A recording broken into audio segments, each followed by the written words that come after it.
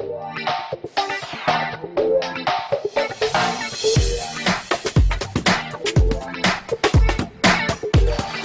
Jungle. Audio Jungle. Audio Jungle.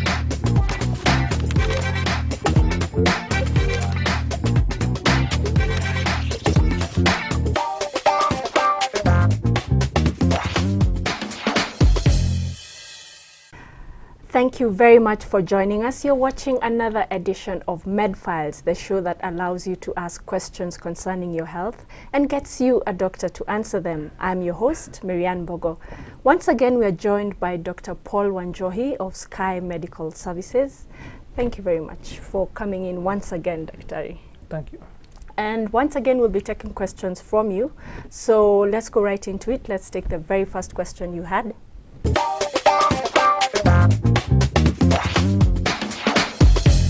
Mtu akifanya Nairobi fly anapatangwa na kirash na kunanga venye inaweza toka hivyo na kwa usi unapatiwa dawa lakini itoi sasa kuna dawa yenye inaweza toyo stuff instant ama short period.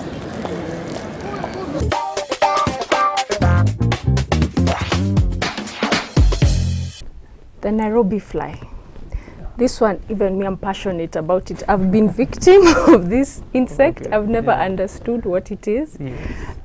And they say that once it's on you, at least what I've been told, Yes. once you find it like walking on you, just like blow it off so that it doesn't, its fluid doesn't get on you.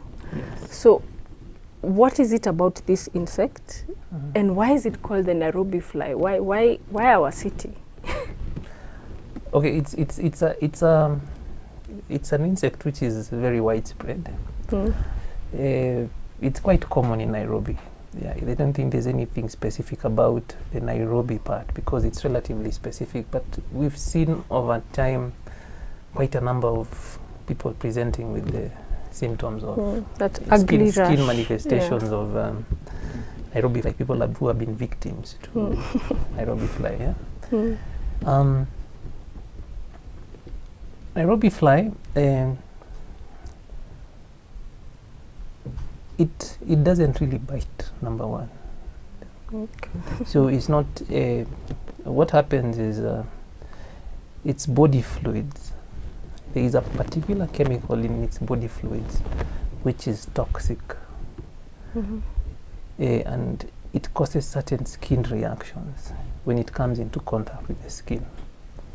So when a Nairobi fly walks on you, as long as the fluid doesn't come out and gets into contact with your skin, you will not really have any symptoms. Yeah. Now, the moment you Bash What it on it- your skin. then it dies, and of course the fluid is released. And usually, even when you do that, initially you might not even notice anything, but later, maybe from 12 hours, 48 hours, then you start seeing this rash on the skin yeah, and the burning irritating, sensation. burning. Eventually you can get blisters, eventually you can have scabs forming on it. And it can last for quite a long time. Yeah, it can last for actually like a week or two or something like There was that. at a time a few years ago, there was like every other person you met had the symptom. Yeah. So one, is it true? From what I've heard is that it's not treatable, that you just have to wait for it to take its course. Is that true? And then I've seen it also manifest in the eye. Some people actually call it the Nairobi eye. Usually, okay, maybe to answer your second question first. The reason why, you see, once you get into contact with it, and the fluid Is on your skin. the fluid is on your skin, whichever place you touch, you will get a reaction. So you find many times we have this habit of rubbing our eyes. Okay. So if you swatted, and you have to remember that the symptoms will come after about 2-3 days. So you'll not notice anything. That you scratched And your then eye. now you rub your eyes, Yeah. and then a few days later you're getting it, All over, all these other these places where you touched. So that happens. Yeah. Because people have this habit of Touching the eyes. their faces Yeah. and their eyes. Yeah. Now, there is treatment for it. Mhm. Yeah, there are actually creams which can be used, and those creams, they first of all they will reduce the symptoms, Mhm. in the sense that the pain, the burning sensation, it will be reduced, Mhm. and they'll also reduce the duration, the duration it takes for the It healing to to take its place. course, yeah. And the third thing, they also reduce the likelihood that you will get a discoloration of skin once It heals. once it heals, because sometimes it can heal, but you have this, especially in light-skinned people, you can have a discoloration which can be doesn't almost go away, permanent. yeah. So there are medications, there are actually creams which are available, and they're used for that. So Yeah. it's not true that it's untreatable. Yes, but it's one of the, it's one thing which you can do a lot to prevent. As you said, you blow it away. Yeah, that's what I've been Yeah, told. You, Yeah. you don't kill it on your skin. Okay, Yeah. let it live. Yeah. Let's take the next question.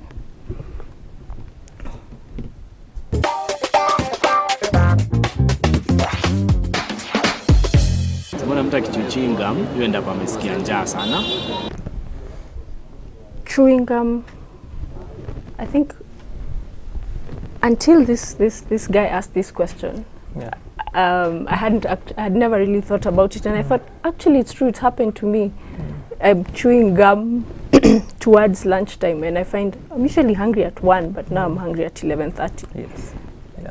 So it's mysterious. Mysterious. Yeah. Yeah. Yeah. So how would you explain? Yeah.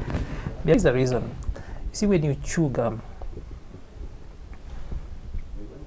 you're telling your brain that you're eating. So your brain sends signals to your gastrointestinal system from your stomach all the way, telling the system to prepare for food. But now maybe the food doesn't come. It's the same system. It knows it's gum. No, it doesn't know it's gum, because I mean you're chewing, yeah? And that chewing process is one of the stimuli, yeah? Because you're chewing, you're salivating, and that creates a system, and the brain tells the stomach, expect food. This person is chewing, so food is coming. Then if those enzymes are released, all those kind of things, and you feel hungry. Yes. What if the gum is sugarless? Sugary or sugarless? Sugarless. I don't think it has much to do with the As with long the as sugar I'm content. physically chewing. As long as you're chewing. In fact, what happens when you chew sugary gum, for as long as it has sugar, interestingly, it might suppress your appetite a bit. But the sugar gets finished, and then you're just chewing gum. Yeah. And then you get hungry. Yeah. Okay. That's a mystery solved. Let's take the next one. Yeah.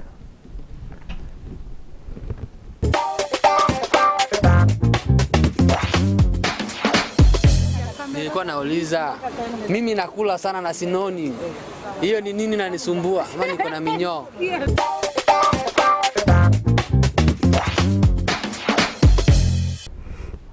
This one made me laugh because the guy is a scrawny little guy. Yes. And he says, ask the doctor why I don't grow fat. I eat. Yes.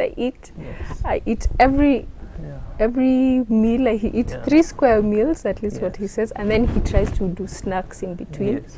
And still, you should see this guy. It's Small. You saw him. You should see him in Yeah. person. Tiny Yeah. little guy. Yeah. How would you explain his frustration? Yeah. First of all, I would tell him it's healthier to be small than to be big. So he should be comfortable. The smaller you are, statistically, the longer you live. The bigger you are, the lower your lifespan. There's a statistic to that. So many times there's an aesthetic thing. I want to look a bit bigger. Especially for I men. look a bit small, and so there's a big aesthetic element out of it. But in terms of health, actually, the smaller you are, the better. If you're not sick, if your small size is not because of an underlying illness, you're healthy and everything, then you're in a good place if you're smaller. But where does all this food go? Sorry. What happens is there's something called a basal metabolic rate. A basal metabolic rate is a rate at which we burn what we ingest. Like if you take a carbohydrate, your body needs to utilize it for bodily functions. Just the fact that you're alive, there are many, many reactions which are taking place in your body, and those reactions are necessary to keep you alive. Now, that process of converting your carbohydrates to energy and that kind of thing, it takes place at a certain speed, which we call the metabolic rate. Now, different people have different metabolic rates. And you find that the higher your metabolic rate, the more you burn. So somebody with a high metabolic rate, probably they take a slice of bread, they burn it very quickly, most of it. They utilize it to be alive. And in a few minutes, Yeah. they're hungry. They're hungry, yeah. Somebody else who their metabolic rate is very, very low, even the amount of calorie in that bread might be too much. So the body might utilize part of it, the rest of it it stores as fat. You see? So metabolic rate is the main thing. And this metabolic rate is different in different people. There are many, many factors which cause different metabolic rates in different people. The first thing is genetics. There are people who just genetically have higher metabolic rates than others. And That is those are genetic, ones who are- cannot do anything about it. Yeah. Then metabolic rate is higher when you're younger. So as you grow older, It slows down. your metabolic rate slows down. That's why you find people who, when they were smaller, they were younger, they were small, and then as they became older, now they start gaining weight because probably they're eating the same amount of food, but now the food, instead, the body, instead of burning, it's accumulating part of it, and it keeps happening that way. Women have a lower metabolic rate than men, Just genetically. just being a woman. Has something to do with the muscle, sorry, the muscle fat ratio. I'll explain about the muscle fat. So women, your metabolic rate is lower. So it's easier for a woman to gain weight than it Than is for a man. for a man. Of the same age. Of the same age, other factors being constant. Yeah. Yes. Now, certain body tissues metabolize faster than others. Like muscle is very metabolically active. So somebody who is mostly muscular, just because he has a lot of muscle, he has a much higher metabolic rate than somebody who is mostly fat for the same weight.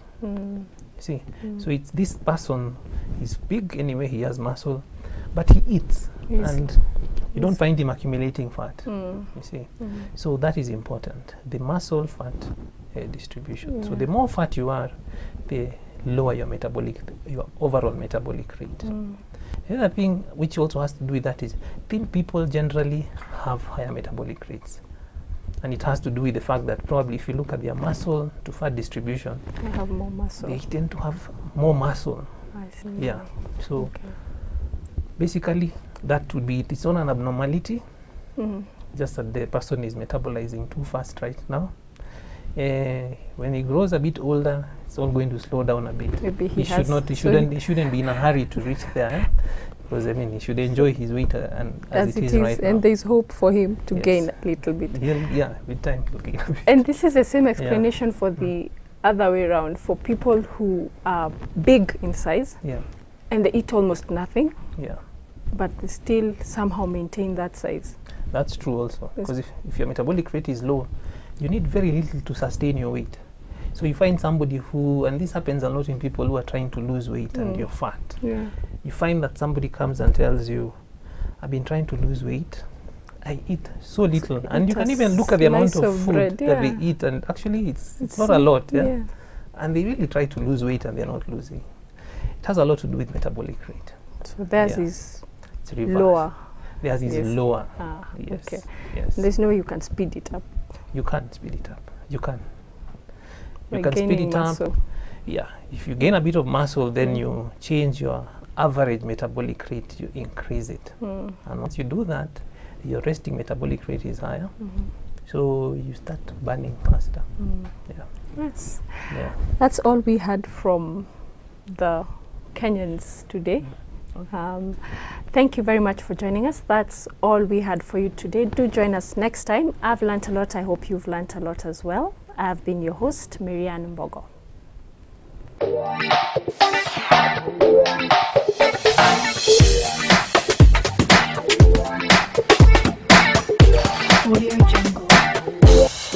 Audio Jungle.